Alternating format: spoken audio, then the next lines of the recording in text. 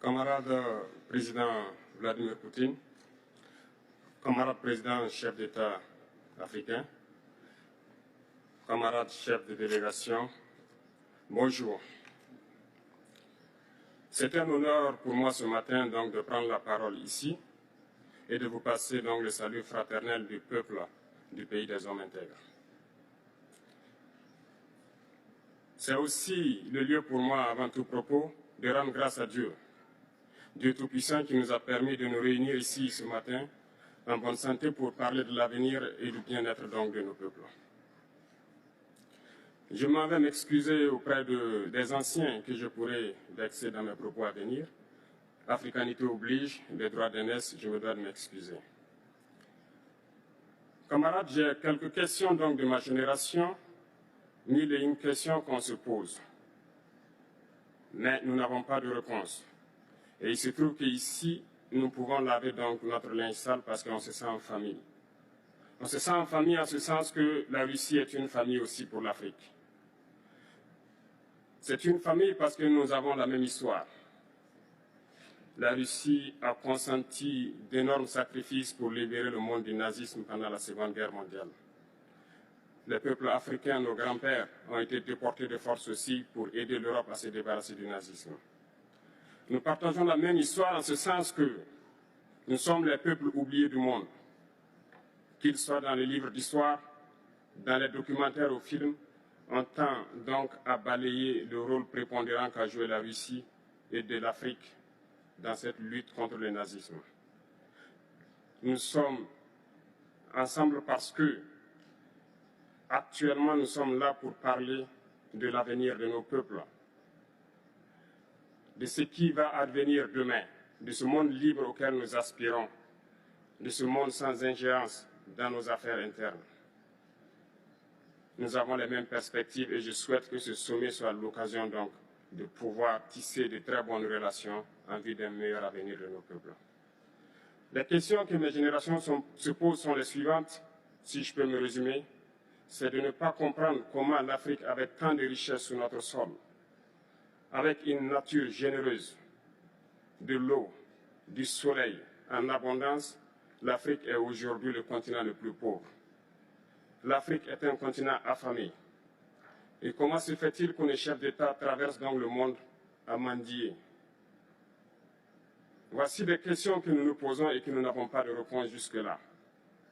Nous avons l'occasion de tisser de nouvelles relations. Et j'espère que ces relations puissent être les meilleures pour donner un meilleur avenir à nos peuples.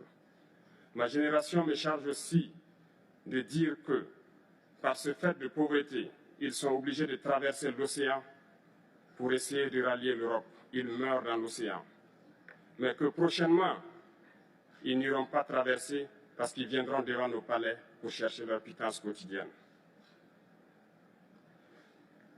Pour ce qui concerne le Burkina Faso, aujourd'hui, nous sommes confrontés depuis plus de 8 ans à la forme de manifestation la plus barbare, la plus violente du néocolonialisme, de l'impérialisme. L'esclavage qu'on tend encore à nous imposer. Nos dévanciers nous ont bien appris une chose. L'esclave qui n'est pas capable d'assumer sa révolte ne mérite pas que l'on s'apitoie sur son sort. Nous ne nous apitoyons pas sur nos sorts, on ne demande pas que quelqu'un s'apitoie sur notre sort. Le peuple burkinabé a décidé de lutter contre l'île terroriste en mesure de relancer son développement. Dans cette lutte, des vaillants peuples, des vaillantes populations se sont engagées à prendre les armes face au terrorisme, ceux que nous avons affectueusement appelés les VDP, des volontaires. Nous sommes surpris de voir les impérialistes traiter ces VDP de milices et de tout type. C'est décevant, parce qu'en Europe, lorsque des peuples prennent les armes pour défendre leur patrie, on les traite de patriotes. Nos grands-pères ont été déportés pour sauver l'Europe. Ce n'était pas avec leur consentement, contre leur gré. Et bien au retour, on se rappelle bien qu'à Tiaroy, lorsqu'ils ont voulu revendiquer leurs droits élémentaires, ils ont été massacrés. Cela ne fait rien donc.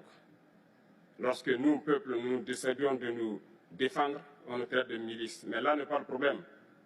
Ce qui est le problème, c'est de voir des chefs d'État africains qui n'apportent rien à ces peuples qui se battent, mais qui chantent la même chose que les impérialistes en nous traitant de milices, en nous traitant donc d'hommes qui ne respectent pas les droits de l'homme. De quels droits de l'homme parle-t-on? Nous nous offusquons contre cela et c'est honteux. Il faut que nous, chefs d'État africains, nous arrêtons de nous comporter donc en marionnettes qui dansent à chaque fois que les impérialistes tirent sur les ficelles.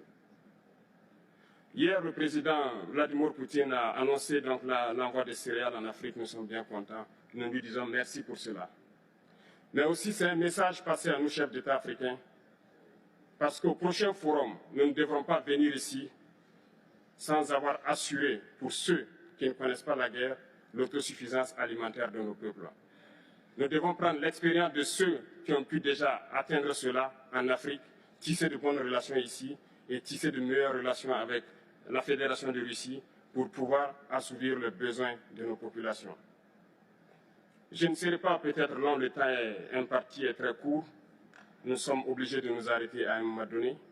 Mais je voudrais terminer en disant que nous devons donc rendre hommage à nos peuples qui se battent.